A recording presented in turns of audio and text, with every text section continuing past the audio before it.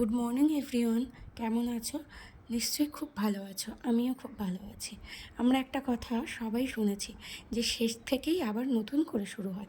তো আমার গাছটা দেখো ঠিক তেমনই। মারা গেছে ভেবে ফেলেই দেবো ভেবেছিলাম, কিন্তু এখন দেখছি মাঝখান দিয়ে কিছু ডাল বেরিয়েছে সবুজ। তো কথাটা একদম মিলে গেল যে কোনো জিনিসের শেষ হয় না, শেষ থেকে আবার নতুন করে শুরু হয়। ব্যালকানিটার বেশ কিছুদিন আমার যত্ন করা হচ্ছে না, ওই জন্য প্রত্যেকটা গাছেরই ভীষণ বাজে অবস্থা। তো আরেকটু যত্ন করলে আবার ঠিক হয়ে যাবে।